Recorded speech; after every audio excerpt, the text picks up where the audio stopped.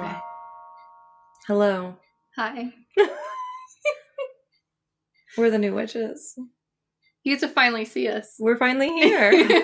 We've only talked about being on camera for close to, well, I guess a year, actually. We kind of talked about it. Even when, Melanie was on the show, we were like, oh, we'll get this on camera eventually. It just never happened. Nope. Took a full year. Yes, but we're here, and welcome to our anniversary episode. Yeah. Really excited. So we're also going to be posting this, of course, on all of the Spotify, Apple Podcasts, all of those directories. So it'll be available in just audio as well. But we wanted to also offer an option for people to actually get a look at us. And oh my gosh, we're in the same vicinity. We're in the same room. I haven't seen you in 7 months, right? Yeah, pretty much. Yeah, it's been 7 months. And before that, it was even longer. Even longer. We went to that new moon ceremony at the Dahlia Farm around the corner. Yep. For those trying to triangulate Laura's location. And so we have kind of a not normal episode for you. Obviously, it's special because this is our anniversary episode. But instead of doing kind of our usually formatted thing, we wanted it to be kind of like a look back on our first year. Yes. A look back, which I think the beginning of that is really you. Mm-hmm. And then I think also getting into looking forward. Yes. What we want. Yeah. What we want to do, what we want to see, how we want to grow. And just so y'all know, none of this is rehearsed at all. We are just on the fly here. Yep. Which is pretty exciting. But yeah, so I guess I should start from the very beginning. And again, this is the New Witches, so welcome. This whole podcast started when I spent a weekend over at Melanie's over a year ago, and we were chatting, and her boyfriend was just her now fiance was just oh my gosh, she also should start a podcast together. And that was also the weekend that Melanie really introduced me to, was full-fledged into the witchcraft community. Right. And was, had her altar, was, full on a witch. And while I guess, related to a lot of the practices she was doing, never had a name for it. Right. And that was kind of the start of witchcraft. Started looking into that. Our podcast at first was going to be just about creepy stories. Ooh. Because that's how me and Melanie really bonded, was just all of our experiences with the paranormal. And then we wanted to add this witchy element to it as well. And then it kind of became, I guess, the main focus, even though when you think about it, the witchiness is 50%, the other 50% is the spooky episodes that we do. Yeah. But we were talking about different names, and we wanted something that maybe encompassed both the witchy and the spooky stuff. We couldn't find anything that we really liked, and then we started thinking of the New Witches, which seems pretty simple. Mm-hmm. It's just kind of very straightforward, nothing very flowery like other names that we were thinking about. But the reason why we liked it so much was not only were we ourselves new witches, and we wanted to talk about topics that would be beneficial and helpful to baby witches, witchlings, newer witches, anyone that's recently entering the witchcraft scene and just wanting to learn. But we also wanted to speak to more seasoned witches and especially focus on the concept of the modern witch, which is kind of how everyone is really this whole, I mean, I'm not going to lie, this is a trend, right? Yeah. A ton of people are just, it's on the rise, which is really exciting. And as people are discovering it and exploring it, a lot of people are reimagining what the connotations of the word witch means to them. Right. It's been kind of people have reclaimed it. Mm-hmm. It's now empowering rather than a negative thing. Yep. It's a whole rediscovery. So not just like, the new witches that newer to the craft, but also all of us are the new witches. Who are we as a modern witch in this modern world? And we have all these like newer practices. So much of it is based on ancient practices and building that bridge to what that looks like and fits into our modern life. So I kind of just, I think, wanted to, I don't think I ever formally explained that actually. No, I remember when you first did, because I was like, oh, I just always assumed it was like literal. Yeah. Yeah. We also thought, I'm like, great, it would be great for SEO. Like, and when someone's just like, I'm a new witch, like a new witch podcast, and we would like show up. We're like, okay, so it serves that too. But yeah, I think we like totally dropped the ball and really kind of explaining why we called ourselves that, because it's almost so simple that it's like overlooked. Yeah. And so for this anniversary episode, I wanted to definitely spotlight kind of that chapter and just the genesis of the podcast. And yeah, I mean, because we have a range of witches that listen to the podcast, and we are even like in two different places in our craft. Like I'm much newer to my practice than you are in yours. And so I think just we have so much variety in perspectives and backgrounds. We have a ton of witches that have been doing this for years that have just picked it up last month, or heritage witches that they grew up with it, that they learned it from their moms or their grandmas. But I think we all fall under the same umbrella of we're all doing this in the modern world. So like, what does that look like? Right. Yeah. So that is my tidbit on I love that. Yeah. It almost makes me feel like we should add to our little like tagline. We should rework like our kind of little manifesto thing. Yeah. Yeah. Well, we definitely should. But yeah, for anyone who's kind of new, because we also are going to set the audio of this to our trailer, because in different directories you can set a particular episode or a little, audio track as the trailer.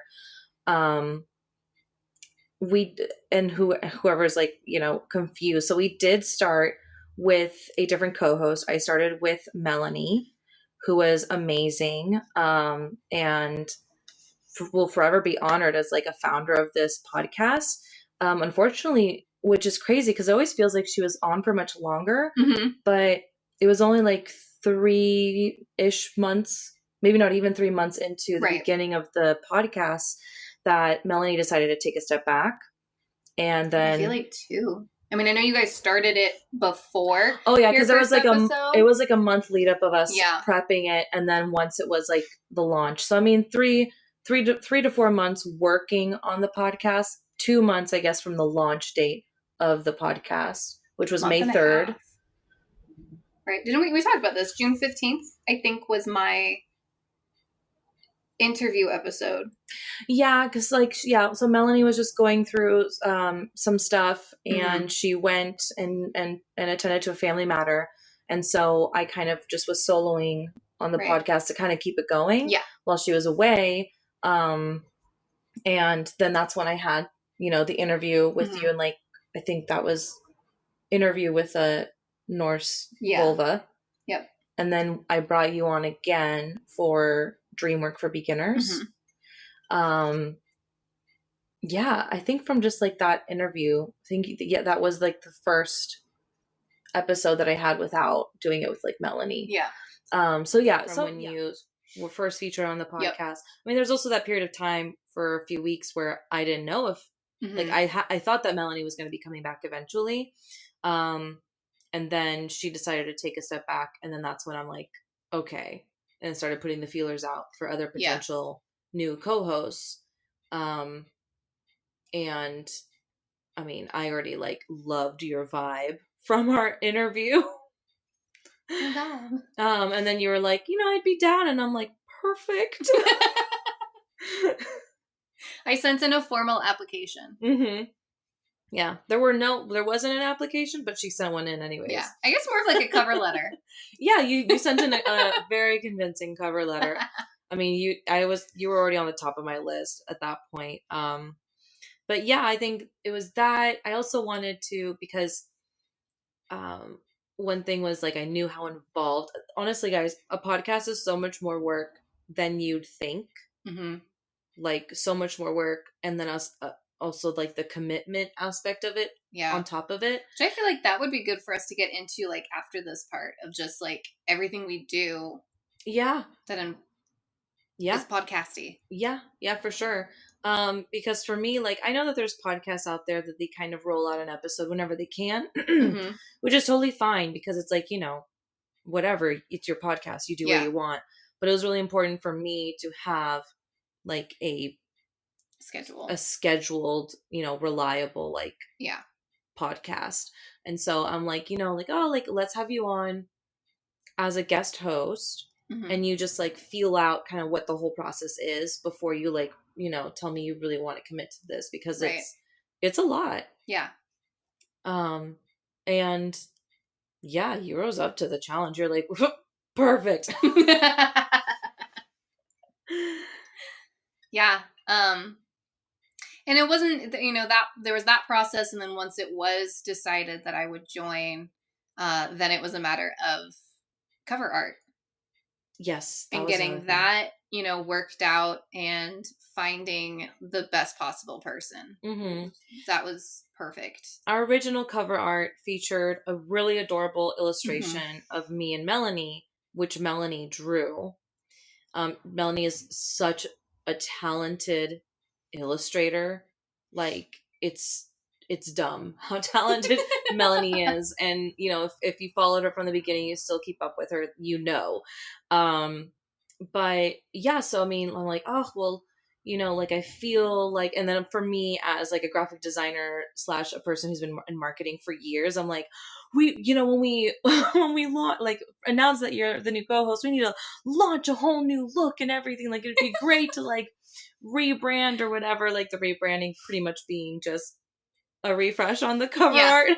Pretty much. But yeah, we were considering different artists, and we took time to kind of do our research and find different mm-hmm. Illustrators on Instagram. And then we ran into Maria Butin, who is amazing. Yep. Her handle is at Besitos and Giggles on Instagram.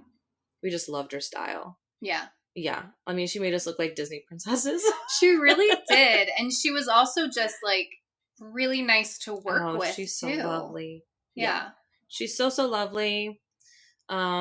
Love also just supporting a small business owned mm-hmm. by a woman of color. Mm-hmm. And everything she stands for, if you follow her, you kind of see like what her art mm-hmm. is and how she uses did you see her most recent? Yeah, she just dropped. Bodies? Yeah, she just dropped her goddess collection, her celestial goddess collection. Yeah. It's gorgeous. So she also works in 3D. Like mm-hmm. she makes sculptures and stuff, or like little plaques. Yeah.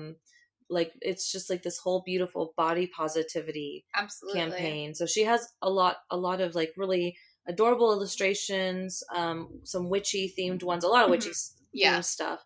But then she just like dropped this celestial goddess. Right. We'll link it in the show notes. Yeah. Check her out. We love her.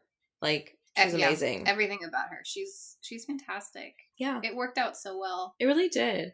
She also illustrated the other like icons, like when we post on our socials, mm-hmm. There's a different kind of icon cover art per like whether we're doing a witchy episode mm-hmm. or a spooky episode or our listeners episode. Right. She illustrated all of those as well. We should look into getting a creepy. Oh, Creepy Stories of Flora. Maybe even Cauldron. Well, I don't know, because that goes to Patreon. I think if we get like a bigger Patreon following, because we have a good following, just like, humble following. Yeah. Once I think we love our following. We love our following. You guys are amazing and stellar, and yeah, I am like it does not compute in me that we have even the amount of people we have that are like being so generous with their money to pay and be part of like our little online community, and to actually want to hear more from us. Like you want more of this? But yeah, so, you know, I also would love to like do like a cool like sticker, like, or merch, Yeah. like sticker pack or Yep. something with her. So I know that Maria will be listening to this, so, because she listens to that podcast. Yep. So that's upcoming. We'll keep in touch, Maria. Yes. Yep. But yeah, I would love to hear like your perspective on, you know, coming into the podcast. Sure. It was kind of wild, and I know like what I'm about to say I've heard from our listeners is that it was fun and interesting when the podcast launched and listening to it, because though I didn't know Melanie, I knew you. Mm-hmm. And hearing your voice and talking about stuff I was interested in, it was like I wanted to be able to talk back and be a part of the conversation, but you can't, damn it, when it comes to it's a thing. I know a lot of our listeners experience it because they've mentioned it. Like, I just want to join in. Mm-hmm. And we love that our listeners feel like that they're just listening to, you know, that they're sitting in with us, which is exactly what we're going for. Yep. That's exactly what I felt. And then as soon as you mentioned that you were, I think the interview kind of came first, and that was like, that's going to be really cool and fun. And then getting to be a part was like so exciting. Like, I'm going to be interviewed for like an interest of mine. This isn't like a job interview or not even like a first date where you're, you know, sizing the other person up. Like, do I like you? Do I want to continue? Like, this was just a pure like, hey, I'm going to ask you some questions. And that was super fun. And it kind of left me being like, I don't want to say jealous because jealous wasn't the word, but like, that was really fun. I want to do more. It can be addicting. I want to, like, maybe I need my own podcast. I don't know what I would talk about. And, but it was shortly after that, you know, you're like, hey, do you want to like help me out? I forget if I reached out. Maybe I said like, if you need any help, let me know, or I forget. And then I think the next episode after that was the dream work for beginners. Yeah. And I remember you were like, okay, you're going to help me host the next one. That's awesome. Do you have any ideas for like topics? And then having my idea picked was like, this is so fun. It was super exciting. And then eventually like being like, well, yeah, if, you know, I think you'd make a great co-host. Like, let's do this. I can't even tell you like how revved up I was. And I'm, you know, disabled. So when I get revved up, you can't always tell. It's a very quiet, well, I shouldn't say quiet because I'm a very loud person, but energetically quiet. Yeah. I was so stoked. Jazzed. So jazzed. Jazzy hands going off to the side. So then coming in, like I knew I needed to learn a lot about what went into a podcast. I was trying to be very mindful of like what I knew and what I didn't know, and, you know, what you were in charge of, and kind of like figuring out the audio stuff. That was really interesting in the beginning, trying to get set up just right, really learning that like you need the right stuff. You really do. And thank you to our Patreon members, because you're the ones that help pay for Laura's mic. You bought this. That literally changed the game. Yep. It changed the game. Yep. Yeah, I mean, the evolution of just our audio quality. Holy crap. I think our one review that's not a great review. And by not great, I mean like we got 4 instead of 5 stars. Yeah. We're still peeved, but it's fine. It's fine. I actually think it was 3. What? I could be wrong. But their critique was the audio quality. Yeah, I mean, and you know, being like a new podcast, that's to be expected. Yep. Especially one that's done during a pandemic where we couldn't do this in person. Mm-hmm. Until now, we're both vaccinated. We did it. And yeah, it was like honestly like I was probably the only one with like the good it was your audio. Not that it was your mine. fault, but it was Yeah, just like no. the equipment we had to work with, the Mhm. circumstance we had to work with. You had like a stage mic at one point before you got this one. What I got was actually supposed to be for podcasting. Oh, really? Mm-hmm. It looked like a stage mic because I remember it had like a little stand. Yeah, it was, and it was like the whole setup, like the arm that it goes Yeah. into, so you can move it. Which I eventually want to get something like that again. I mean, this has for an this attachment, one. yeah, Mhm. so you can do that. I also want to get that too. But yeah, it was just like, but then we just, what was it? You were using a program that just like the audio was just not consistent. The things didn't work together because I Yeah. still use that program for creepy stories. Oh, really? Yeah. Okay. And it seems you guys tell Yeah. me, no one gives me feedback on those. So It was me. a compatibility thing then. Yeah, it was Between the really devices. weird. And I have a friend who's like, I forget his exact title, like sound engineer, like sound shit is his thing. And he was trying to help me problem solve it, and he was also kind of dumbfounded. And then once I got this mic, I sent him a little clip, and he's like, "Holy shit, So much better." Well, what mic is that?" As if he doesn't have a good mic. I mean, his Mhm. stuff is fantastic. He actually tomorrow, he is part of I forget what it was called, but it was a bunch of musicians getting together and doing 9 Inch Nail covers. Oh, cool. And he did like a music video to go with his, and I'm awesome. so excited to see it. He nice. I don't know. He's a genius when it comes to sound. And he couldn't solve it. So that's how bad it was. It was just one of those things where like the mic and the program did not like each other. Mm-mm. I remember when we also when we discovered Zencastr, that was a game changer. Yeah. Because that, oh my gosh, just you guys don't even know. Y'all don't even know. But yeah, we've come a far way from where we started. Yeah. And yeah, like that's why we love our Patreon members so much. Mm-hmm. And we want you guys to know that it's not like we're just like taking your money and like using it towards Starbucks. Like it helps us make a better show for you guys, because it literally paid for it. This is like the top of the line stuff, right? And it's so worth it. I mean, well, maybe let's go into what is involved in our podcast. Yeah, I mean, really basic stuff to just start a podcast. You need a hosting service. So, we pay for that. Yep. Like by the hour too. And there's different hosting services, but we've landed on Buzzsprout. We really like that.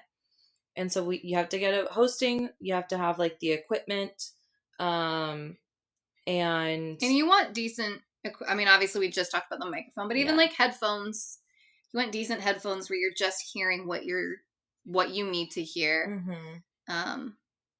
Yeah. And then an editing program, as well as like getting the theme song. So my little sister Leticia, who's 18 now, she was the one that made our theme song like in an afternoon. We're just such a Pisces. Oh yeah. Yeah, like such a Pisces. Yeah, so and she even like made us like little jingles for like in the future when we do have sponsors and we have to like go in and out of like our ads. She made like little like like things that sound similar to our theme song, but are just like little like music bites, I guess. Right. I should call them. So once we get sponsors, you'll be able to hear that. Yeah. But she made that from like the get-go. Just like she set it all up. So that, and obviously a good name, a good some good cover art with your name of the podcast. And that all kind of sounds so simple, but just the way that the ecosystem of a podcast, that's just like, that's your equipment, those are your tools. On top of that, now you have to actually have what you record, like the actual episodes, which when you came on was you're and you're still a huge help. Because so I do all the editing, and which is, I don't, maybe talk a little bit about that, because I don't know that everyone is going to understand like what goes into editing. So time-wise especially. Yeah, it depends, because there's some times that we record where I'm like, wow, like there's no like noise interruptions, like we were like very quick, like our energy, and like it was like a perfect flow.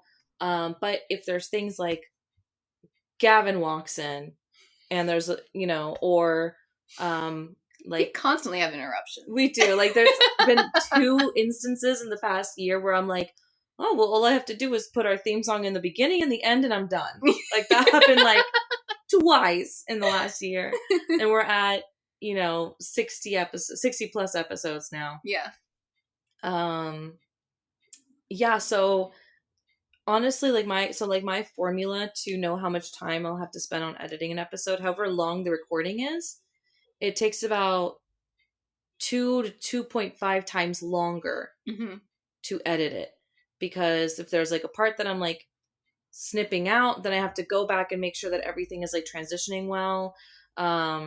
What helps though is like, as we're recording, I make like time-stamped footnotes that says like, okay, like this is like cut out, right, my sneeze, or cut out the motorcycle in the background, or we start talking about something personal that we don't want on the podcast. We like just do a tangent, like there are things cut this the fuck out. You don't get to know. I mean, this one is pretty much very uncensored, but if you want more uncensored stuff, listen to our Cauldron Side chat. That one is much more of a very uncensored. Holy shit, yeah. I still edit out some like very like sensitive, like privacy sensitive things, right, of course, but otherwise it's pretty just free flowing convo. Yeah, and then that's what goes into editing it, and then I uploading it, but then that's like the title, all the tags, the category, like make sure all the tagging is set up on our hosting site, writing the show notes and making sure all those important links are in there, scheduling it out for when it's going to go live, which is usually just like within a few hours. Like pretty much. I always want to think that I'm ahead of schedule. I'm rarely ever ahead of schedule. And then after that's done, then I get like the embed code, which then I can go onto our website, because we also post our episodes on our website, right, and setting the posts, like basically a blog post, but it's just a page to listen to the episode, and then copy pasting the notes there, and then also doing like the SEO for tags and stuff. And it's a lot. It is a lot. And previously we were also posting our normal episodes onto Patreon, which was a step that we've taken out. Like we figured our Patreon members are mostly listening to us on the directories and not on Patreon. So, they'll just mostly go for their bonus content to Patreon, and we can just, that save time. So but that's it. That's it. Meanwhile, I do my creepy episode once a month, and I'm like, fuck, this is a lot. Yeah. And I do this 1 to 2 times a week. Yeah. If we're, our listener episode is an extra one that happens that I also edit. Not that I'm complaining, but it's just like, right, it's a lot of work. It's a lot of time. And you help out with notes so much. Like, I mean, I've done notes for myself. Like, in the spooky ones, we always do our own notes. But on a lot of the witchy ones, Laura here, like, tell them. I love to research a lot. And I think actually one thing that kind of connects those two things is our Trello board that we use to keep things super organized. It helps us immensely. Yeah. So that's something that we kind of do together. But I tend to, like, I'll pick a day and I kind of look on there and look at, okay, what kind of episodes do we have coming up? What would make some good witchy episodes? Sometimes, like, I'll text you and be like, what do you think of this? What do you think of that? And other times I'm just like, meh. We're doing this now. And I'll be like, okay. And, there are times where, like, we talk about a topic that we're like, yeah, let's like really make sure we do this, and then, we get that put in on there. Mm-hmm. But a lot of the witchy ones I will do the notes for. Mm-hmm. And there are times where, like the sigil and rune one. You'll even like highlight, like my go-to color is always purple. And I've Yes. talked about purple being my power color. She'll like title like the section titles. Yep. She'll highlight it in purple so that, I mean, I always read through the notes before we start recording, but I'll know. So she's already assigned me what part that I talk about. And I try to be really fair. Like I'll outline an episode and be like, hey, these are all of our notes. And then like I try and go back and be like, okay, I'll do this, she'll do that, I'll do this, she'll do that. But then I also go back. There was one where we talked about different plants, like herbs, and I was like, oh, it was probably our ethical, like the smudging one. It wasn't that one. Like how, like the smoke cleansing ethics. Or maybe, yeah. It was things that are acceptable, and I was trying like to remember, like, wait, I know Maria likes this plant, so let's make sure she talks about these ones, and like move those around. Yeah, because like with the notes, I mean, it's not a word for word kind of thing. Sometimes, I will go into maybe getting too wordy, and then other times I'm like just enough because it's easy to go off of that, and you are knowledgeable enough to be able to elaborate, on the topic. And then we do have some episodes where, like I was saying, the sigil and rune one, where I was kind of like, hey, do you mind taking care of the sigils? Yeah. Do your thing. I wasn't going to touch the runes.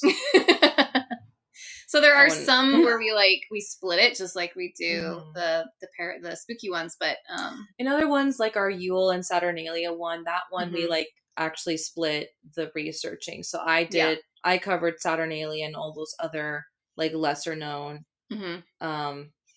Christmas time, Yuletide, anything that happens in December. So yeah, I did like the other ones, and then you covered all of Yule. So like we'll do that. I'm sure like sometimes maybe listeners can tell that I'm kind of reading off of the notes, and maybe you word something in a way where I wouldn't word it, and I kind of ended in and then this. And I'll usually try to like repeat once I like understand. I'll repeat it in a way where I'm like, I know this, and I'll cut out the one that I'm unsure about. But sometimes I can't even hide it. That's why I've tried to change how I do the notes too, to just make it super short too. Just to make it like easier to read off of, but then also to be able to take it and say it in your own way. Because it's not a script. It's not meant to be a script. It's meant more to be like the prompts. Information to go over. And I like to spend a lot of time thinking about future episodes. I keep notes on suggestions from people. And like we have our kind of like little schedule on Trello, but then I also have like on my phone, like I play around with like, okay, well, when should we do this? And when should we do that? Just because I want things spaced out, or maybe, like right after we mentioned the new like types of witches series, I was like, I don't want to make that the next one. Right. I wanted to kind of spread it out. So that's. And then our ethical witchcraft series that's been so popular. Yeah. People love when we do our ethical witchcraft. And I think that has evolved into one of our like core messages as witches. Like, I mean, our podcast isn't simply about the ethics and going into it, but it is like the trunk of like how we consider any episode. Yeah. If that makes sense. And then we branch into kind of like, well, because it's a big part of us and who we are. We like to be ethical people, which in turn makes us ethical witches. And then if we're sharing that information, we want to do so ethically. Yeah. And, I think, as both of us have witnessed as just witches existing on social media, there's so much misinformation that goes out there, a lot of appropriation. It's a huge topic that just has to be addressed. And I really feel like people really appreciate kind of learning, because I mean, I know there were things that I was doing early on as an infant witch that I should not have been doing. Right. When you don't know, you don't know. You just don't know. Yeah. And then you put something out there and then maybe someone kind of comes after you. And I always feel for people, not always. There are some people that others go after them and I'm kind of like, justified. That's good. But then there's other people where I'm like, they just didn't know. Yeah. You inform them, they learn. Perfect. And I like that we have this platform to kind of share information to hopefully like help someone avoid that. Yeah. And we trust that if like there's something that we totally missed or that we you know, we're wrong on, we trust that like we're not afraid of being called out. Like please do so. Like we welcome the correction. We want to, because like one thing is not knowing and another is being told and just continuing on doing your thing. We want to like be better. So we like accountability. So like one way is, you know, if you hear something, they're like, oh, well, not really, or absolutely not. Let us know. Obviously we would appreciate it if it's not, you know, in a mean way. Like, our feelings. I know. My Cancer moon just like, please don't be mean to me. I'm sensitive. I'm just trying my best. But no, like that is, I think something that, everyone, I mean, especially in the last year, but just in the last few years too, everyone is trying to be, you know, as woke as possible and as aware of things and being respectful of, everyone and having, you know, diversity, equity, inclusion in mind. And we're also both very lucky to we're working in the same place now. I know. That they're very much focusing on that too. So we even see it in our workplace. It's a very, very important thing for the both of us. And so it's very encouraging to see that our listeners, you all actually really appreciate it, which is great.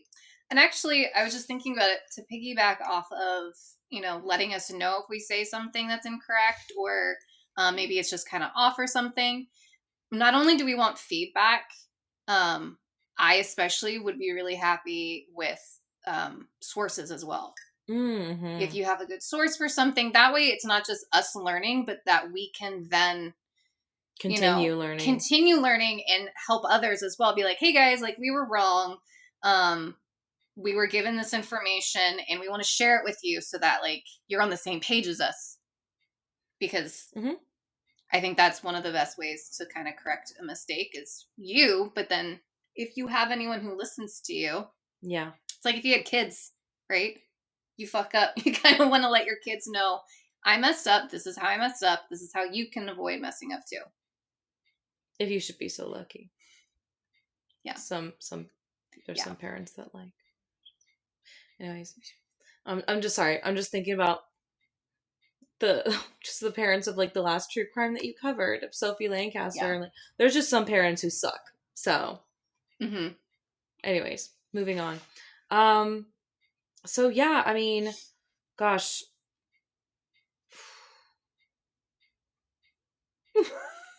What else? I mean, okay, like, I mean, like you. I mean, I guess at this point we can talk about what we are looking forward to. Yeah.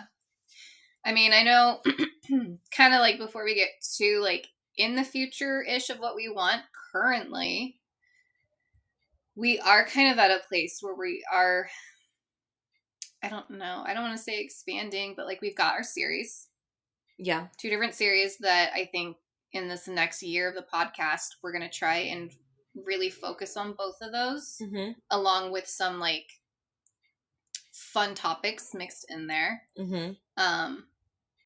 And those 2 are the ethical witchcraft and the types of witches. And we didn't really talk about it, but I think, you know, some podcasts have like seasons.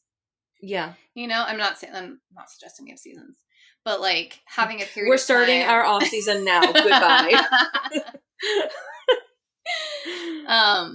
But to have like, okay, before we introduce another series, like let's spend some time on these and make sure we hit like a certain amount over the next year. Yeah. Like, just coming up with a schedule so it's like very consistent and evenly spaced out. While, you know, also are just like delving into other topics in between. Yeah. Of course, like the podcast isn't going to turn into only focusing on ethical witchcraft and types of witches, Right. but you'll definitely be seeing more of that in the coming year. Yeah. Like I would say, I don't know. I'm still trying to work on it. If it's like, because we basically do 2 witchy episodes a month, Mm-hmm.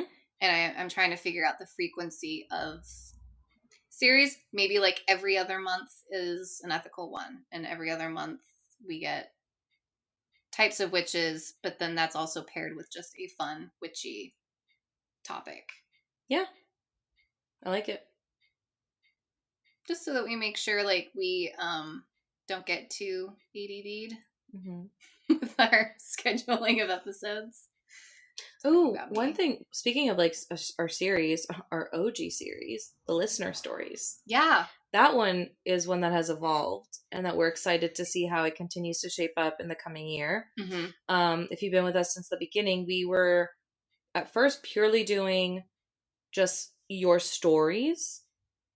And also we didn't have a place for you guys to call either. It was just like either on our website, which I'll put here in the video down here. Also, I'll just put in the show notes a link to our website, of course. But going to our contact page, and like we have a submission form there, or people just emailed it in, and it was like anything witchy or spooky, true crimey, ghosty, having to do with any of the topics that we cover. Right. And then recently, a few months ago, we opened it up to questions. Yeah. And we also created a Google Voice number. Yep. Which it's just made it into a much more layered episode. So we get people's stories still, but then we also get these questions where we will just like respond to it and try to answer it in the best way that we can. And that has gotten a really great response. Yeah. As well as also just like the variety of like actually hearing people's voices on the episode too. It's pretty cool. Like you can call us and we'll listen to you guys and we'll put your voice in the podcast. It's nice to have some of your representation in an episode. I think that's what I was excited about most with the Google Voice. Yeah. Was being able to like kind of bring you guys in a little bit. Yeah. And the questions also really shed light into what you all want to hear more of. Yeah. It's really helpful. Like one that comes up so often is like, when are you going to cover like a deep dive into tarot? That's like a big one. Which is, I've been like, I don't want to do another series, but tarot almost kind of is. It's so big. Yeah, honestly, it's a huge, huge thing to unpack because gosh, we could do an episode on every like 1 or 2 cards, you know? And there's how many? So much. There's like 70 something cards. Yeah. So what I was thinking is maybe doing some like lesser deep dives into tarot a little bit initially. And then as we get through some more of our other series in the future, doing an actual deep dive. Yeah. One thing we're really hopeful of too in the future is getting more witches and more like witchy experts on the podcast. We've had our friend Jess, who is our resident astrology expert. She's also a tarot expert. Yeah, so we'll probably have her back on a lot. We just obviously like love her energy too. She loves it. She's a Gemini. Yeah, I mean, perfect for this kind of platform. And yeah, so we're hopeful for that. Just bringing like not just Jess back. Like we'll definitely have Jess back, but bringing a variety of different witchy people on. I've been keeping a little list. People I want to ask. Oh, I have a wish list as well. Yeah, we'll get it in there. Yeah, and so I mean, as far as the true crime stuff now or the spooky stuff, how has that like changed at all for you? Because for me, I know that on one hand I've become a little desensitized now. Like I'm not as squeamish when like people describe like her hands were cut off, her legs were cut off. her eyebrows were waxed. But then the paranormal, like, I don't know, like, well, we just had the most recent one come out that like creeped me the fuck out. Right. And it's just like making me learn, like, wow, like the things that really, really creep me out are like not my boundaries, because I still love hearing those stories, but I don't know. Has that, like, all that's really changed for me is more of the true crime aspect of it, which is more, I've always been interested in true crime. I've always tried to kind of examine why I like true crime. I think that's for people who aren't into true crime, that's a big question that they have, is why do you like that? Why do you want to hear about those things? And then there is also a good conversation happening about some of the motivation behind sharing and some of the focus on, you know, the killers themselves. Yeah. Like there's that shirt going around like Ted Bundy wasn't hot or something like that. I mean, with all the Ted Bundy stands. Listen, you like, can say that a person was objectively attractive, but he was a trash human. Very trash. Like dumpster. No, landfill. Landfill fire. Landfill fire into hell. Yeah. Like, so basically, I don't know, when I pick my stories, I want to pick something that I think is worth sharing, because not just that it's a true crime story, but that there's something to be learned from it. Kind of sharing, I don't know. I think like when I look back at like the beginning of my fascination with true crime and like serial killers, it wasn't so much that I liked the serial killers. It was more of like, maybe it was my anxiety talking, but like, how can you be prepared? How can you avoid this? How can you make sure you don't fall listening to this? To people, not that it's ever their fault. No. But like, what can I do better? Also, just kind of just that sick fascination of like, what takes a person to go so far. Yeah. And the also, psychology aspect really interests me. Yeah. And I come from a family of psychologists. Like, oh my God, my grandma is like a huge like pioneer in family therapy in Dominican. I didn't know that. In Dominican Republic, she's gotten a bajillion and one awards. She's met the Pope. I'm just not the current Pope or even the one before that, but Pope John Paul. Okay. I have no idea. John Paul II. I just thought there was the one that was around for forever. Like, oh my God! This one. Well, there was the one that like resigned after him, and then now there's someone resigned.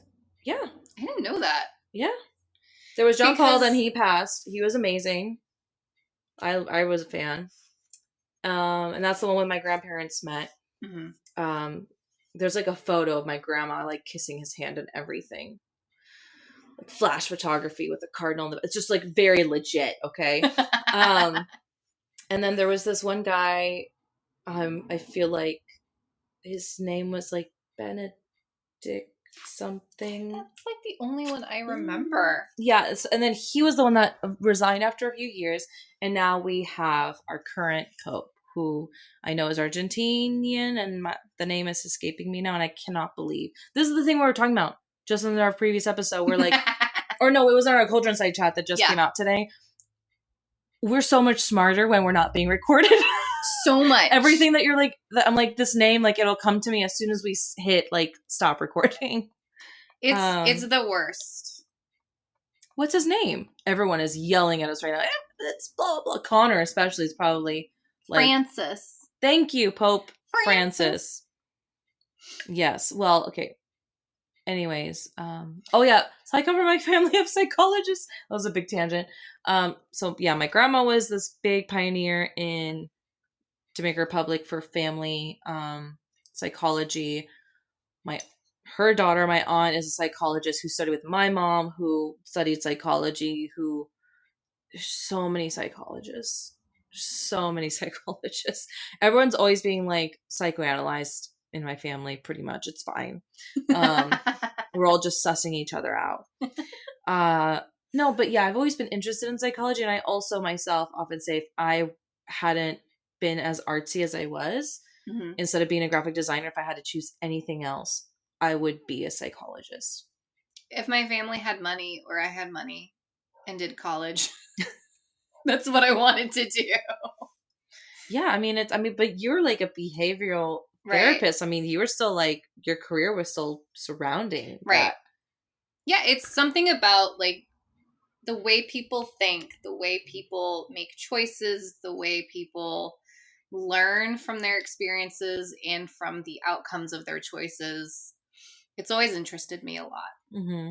Yeah. And then, of course, reading true crime stories, sometimes you're like, how did you not see it? Which is like a whole nother topic of, the outside perspective versus when you're inside. Mm-hmm. I don't know, very mental healthy. I think that's my like not new, but like more present outlook on true crime.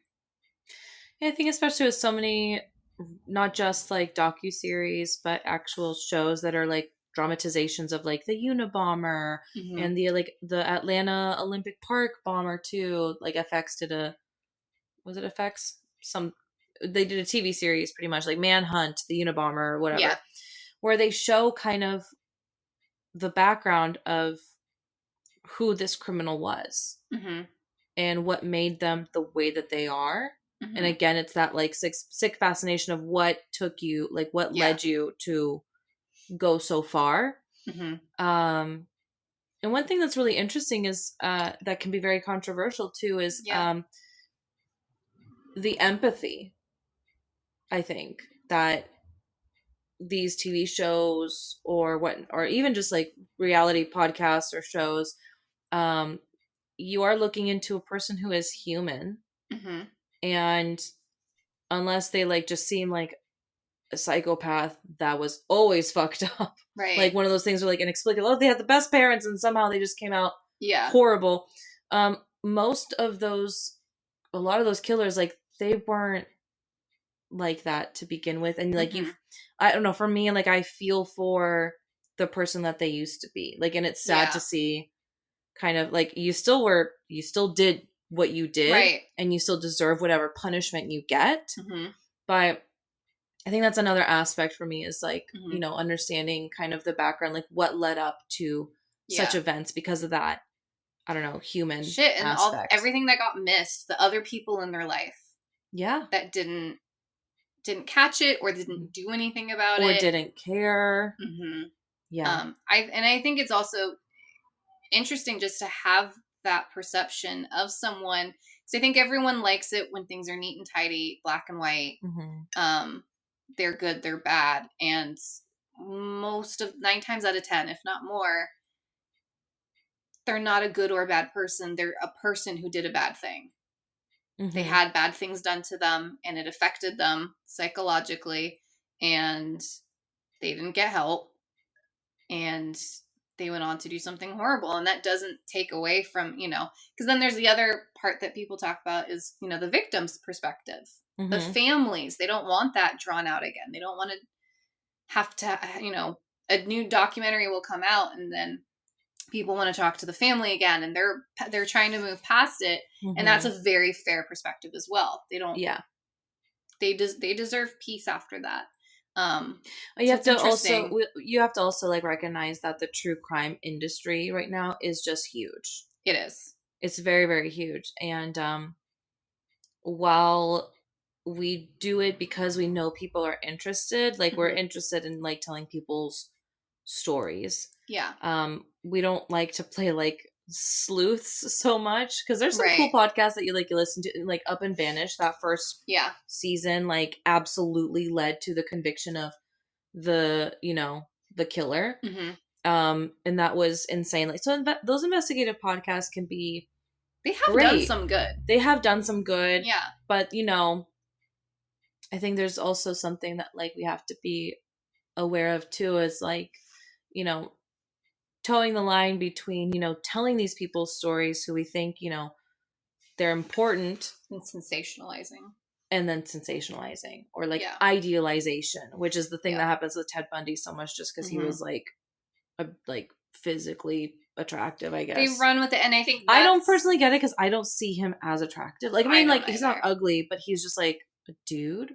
Yeah. But maybe it was like an in-person charisma kind of thing. There's some people that they're like, it's like the charisma and the energy that they kind of carry with them is like, that's like most guys ooh. I dated. I look back and I'm like, the fuck? But being with them felt good. I don't know why, but like it's a thing, very much a thing. Yeah. There's something I was gonna say and I forgot. One thing that we do hope to do, not about true crime or witchy, but now about paranormal, but I totally forgot to mention, we do have a goal on Patreon of, I forget how many Patreon members. It's set pretty high. We should probably bring it down. But one of our goals is to actually be able to do like some like not regularly, but like a special, we do a paranormal investigation. Yeah. And we need equipment for that. As well as like a couple of things. And we definitely want to do that. So that's something that we're also hopeful of. Like, so I mean, we'd appreciate theater. Yeah, that would be so cool. Graham just needs to call Tom. He'll get us in. Yeah, I remember when I covered that episode. That one, I think, I forget what he said about like the spirits, because I know that he brought a medium in to kind of help take a lot of those spirits to the light, but I know some, I think, decided to stay. There's still some paranormal activity there. Right. Well, and then I love the paranormal topic. Sometimes I wish that was more than what it gets on our podcast. It's just, that's my heart. With all the different like ideas that people have, different mediums, because there's some mediums that are like, there is no like having to be sent to the light. They can go anytime they want. If they're hanging around, they're choosing to hang around, which always, that then fascinates me in going somewhere. Like, why are you here? It's a whole thing. And then you like think about, remember the movie The Others, where like, do they even know they're dead? But then I almost think, for me, I would like to think that like it's more like that energy signature. Yeah, where residual. It's just like, thank you, residual energy, where like it's like you're seeing the residual energy relive kind of like their day-to-day activities. Like when you hear stories of ghosts, like, oh, and then she like went down in the kitchen and started baking stuff every morning, like she did in her previous life. Because think about it, why would a ghost do that in the afterlife? Like, I have all the time in the world. I guess I'll just do the same thing I did when I was alive. Right. But then, I remember something you said when you were talking about, I forget if it was in your Norse pagan vulva interview, but you mentioned something about how the Norse believe like your soul is kind of fragmented. Yeah. There's different parts of your soul that when you pass goes to different places. Yeah. There's different parts that make you what you are. Exactly. That there's not just like this one core soul and body. And then that's it.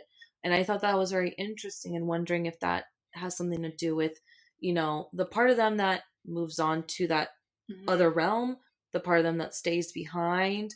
And then also you think about the part of them that genealogically they pass on. Right. Like, it's like a part of you, like, honestly, like, I feel like just that topic, not only would it take up a whole episode, I think it would make for a good episode just to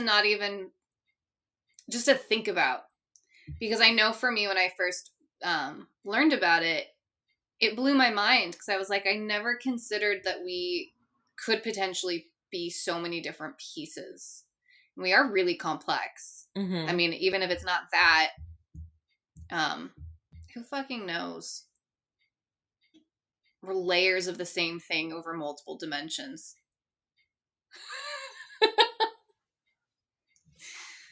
I like to trip my mind out a lot. Well, I really do. Same, because I've had the thought of like if I were to like lose all my memory, even though I am me, but like the me that's me right now, it like dies. If I were to like blank slate, like eternal, like an internal blank slate. What's that movie? Eternal Sunshine. Oh, Eternal Sunshine of the Sunshine of the Spotless Mind. Yeah, I mean, like, I think she like loses her partial memories, because it's like she just She loses her erased memories him. of him. Yeah. But if I were to like fully clear my RAM, Mm-hmm. but I'm still, you know, like I just like Clear the cookies. or like if you think of 50 First Dates, Drew Barrymore's Yeah. character, where she wakes up and she just clears her RAM up until a certain point of her life.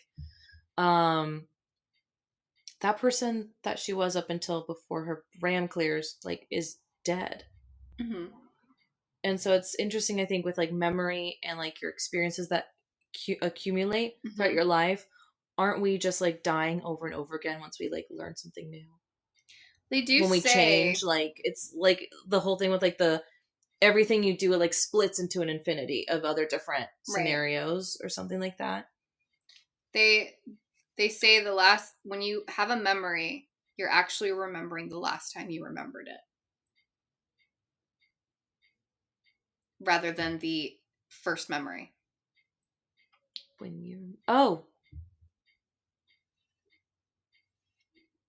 Oh my God. Isn't that kind of weird to think about? There's so many things where I'm like, I can picture it as if it like just happened, but then keeping that in mind, it's like, huh. I don't know. It's interesting. It's almost like, and honestly, like when you're trying to memorize something, you have to go over it over and over and over and over again to really make it stick. That would be like having 1 million copies of that piece of information in your brain. Right? I don't know. Interesting stuff. We could talk about this stuff forever. But yeah, anyways, woof.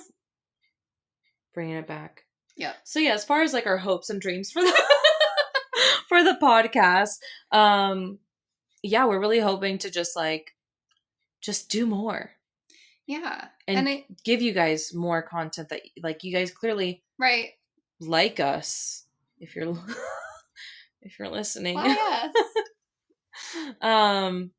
Yeah, we just hope to just continue to make the show better for you guys. Also, thank you so much to everyone that's been listening, whether you're newer or if you've been here from the very beginning. Like, just thank you. Like, yeah. I mean, we do this because we love doing it, but you guys are like passion fuel. Yeah. Like, we would still do it if no one listened. But I don't know. Speak for yourself. I like people listening to me talk. I have no fire in me, in my chart. I would do it. I would do it. But it's nice. I don't want to say it's a validation. It's exciting. That's what it is. It's a certain drive. That, if I was doing it with no listeners, it would be, it'd be fun. It'd be fun. And I would do it. But knowing that people listen and that people are enjoying it and they want more, it's a different kind of fun. Yeah. I mean, for me, one of the most important things that I find joy in life is just connecting with people. And I think that's why I'm like, I need people to be listening. Maybe for me, I do need that validation. But it just, yeah, like the amount of people that we've connected with because of this podcast, the amount of things I've learned because of other people's paths is just astounding. Like, I don't think I've ever, like, my spiritual journey has like grown exponentially in just the last year because of this podcast. And it came, I think, in an integral time when everything shut down and there wasn't as much connection. Right. And so for me, I'm like doubly thankful for the podcast because of that. Because I'm an extrovert. Like, I need that connection with people. Even with this, I like still had like moments where I was like doom and gloom, like, Gavin, I'm all alone. And he's like, I'm literally right here. Whereas I'm the complete opposite. I'm such an introvert. Things shut down and people were complaining about being at home. That, I don't mean like complaining. It's a valid issue. Yeah, I was complaining. But I was like, well, there's stuff to do at home. Just chill. Whereas I'm having to like issues with it. Start new anxiety meds because of just and that I think that, as not right when I joined, but as we've continued to grow, has made me even more excited. Just the fact that we are so similar in certain ways and so different in other So ways. different. And I think it allows for information to come out in the best possible way. Yeah. Because I think you need people who can agree and who can also have very different outlooks. And perspectives. Mm-hmm. Mm-hmm. And that's one of the things that we also highlight in like our current manifesto. If you like go to the newwitches.com and honestly, like the first thing that you see is kind of our little manifesto about who we are. Yep. And we talk about how we're two witches with diversely, like very diverse perspectives. And yet we are so similar in a lot of ways. Yeah. So I think it just is like a really perfect blend of. It is. I mean, we're kind of like yin and yang when you like look at us like visually, like you're dark on the bottom and light on top, and I'm like the opposite. White was not the right shirt. Do you like? You can't see my neckline. You look it's just angelic. I'm not white. I'm an angel.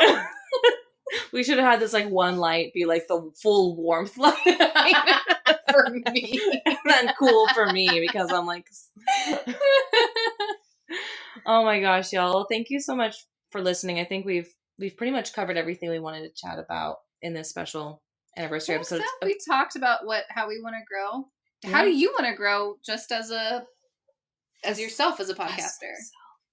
Oh my God. I think for me, a very pragmatic goal of mine is for us to get to a point where I'm editing like a week in advance of when a podcast ahead of schedule. Yeah, actually ahead of schedule. That was one thing, like, actually, like, when I was doing this with Melanie, we were even at some point, like, 2 to 3 weeks ahead of schedule, which was great.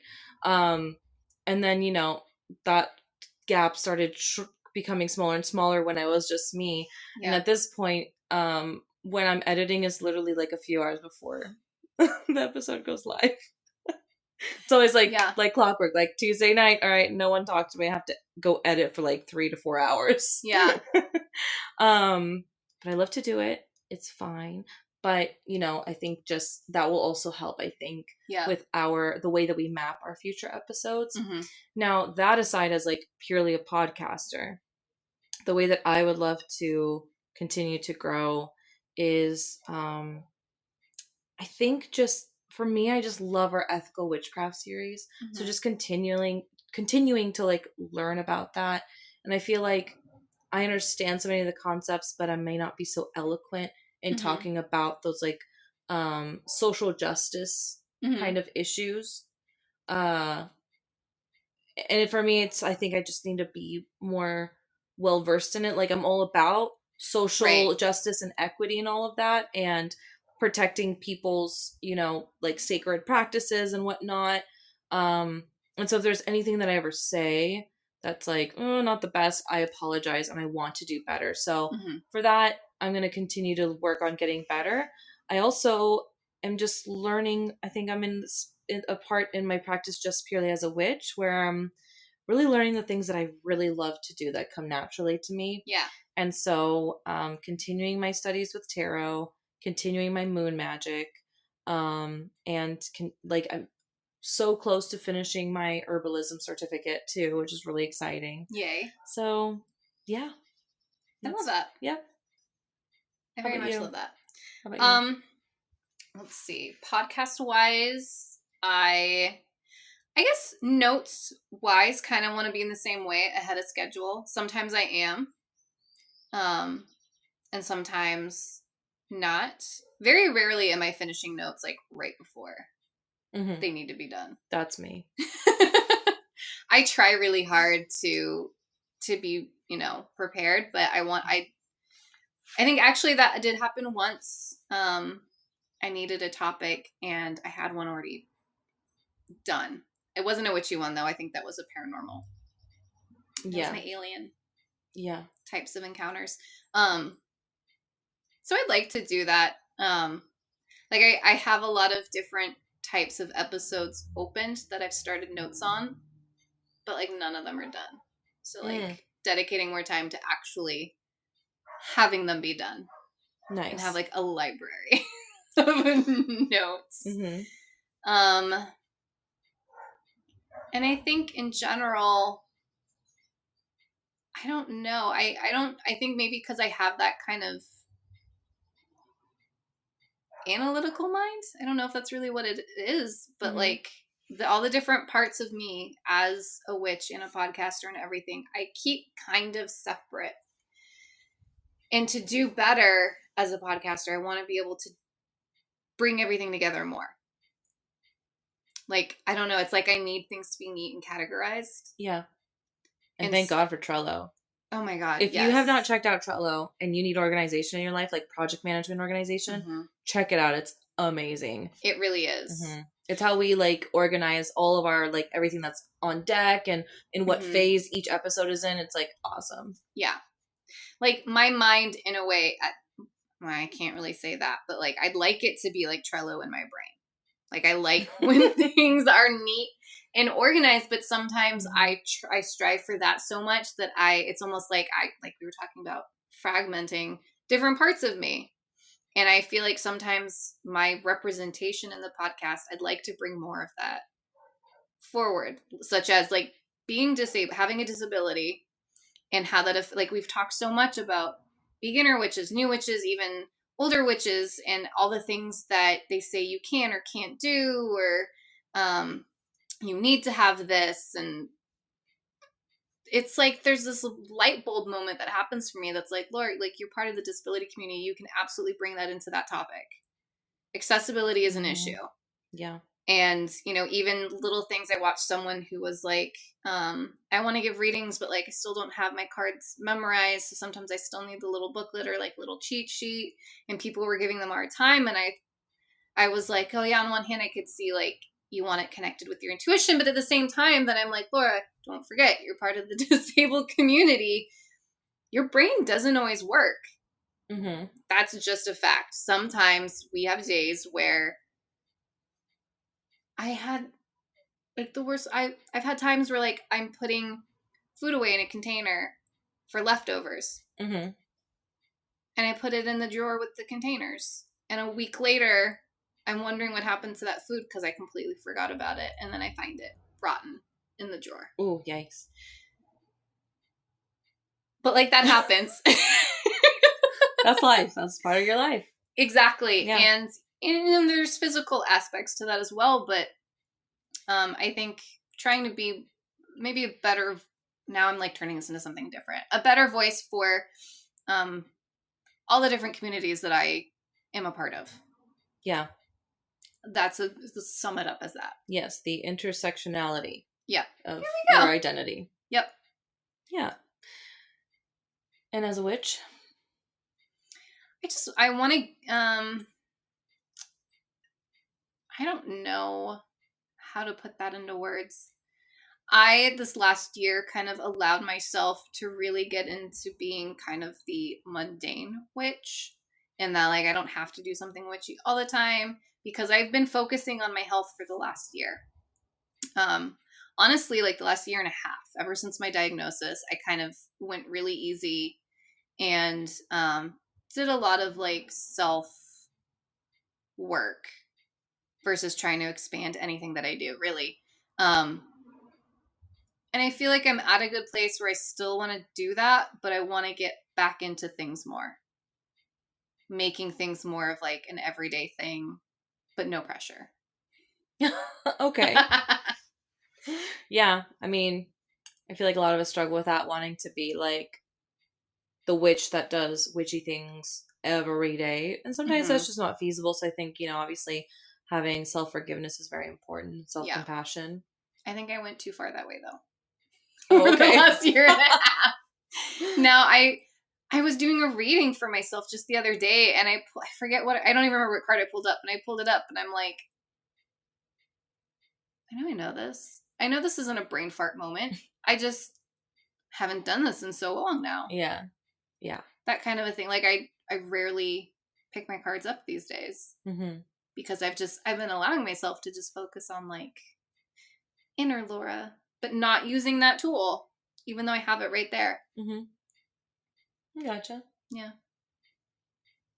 Well, is there anything else, Jen? When we stop recording, we will be, I'm sure. All right. Well, thank you so much for listening/watching. Yeah. Hello. You have been listening/watching to The New Witches, and I am Maria. I'm Laura. If you'd like to continue to follow us and get in touch with us, connect with us on social media, we're at The New Witches pretty much everywhere. Instagram, Twitter, Facebook, TikTok. If you'd like to become a Patreon subscriber, we give you monthly bonus content. You're also added to our close friends list. We do a lot of like behind the scenes kind of content on our Instagram stories, so you get to see that. That's only for our Patreon members. And you get private readings with Laura as well. And in the future, when we do have merch, you will have also discounts to merch. And yes, the place to find us is patreon.com/thenewwitches if you'd like to support us there. Finally, if you'd like to participate in a future Listener Stories episode, you can check out our website, thenewwitches.com, go to our contact page. I mentioned this earlier, but I'll say it again. We have a submission form there. You can also email your question or story into thenewwitches@gmail.com. And finally, if you like to call us and leave us a voicemail, it goes straight to voicemail. Don't worry, you don't have to talk to anybody. And you also, just by the way, have 3 minutes to tell your question or story. The phone number for that is 707-559-8111. Thank you so much for joining us, for everyone who's been listening from the beginning and whoever's just joining along in our journey. We're appreciative for each and every one of you. We love you. We love you. Yeah. Stay kind to each other and stay witchy. Keep it creepy. Bye. Bye. We did it. Yay.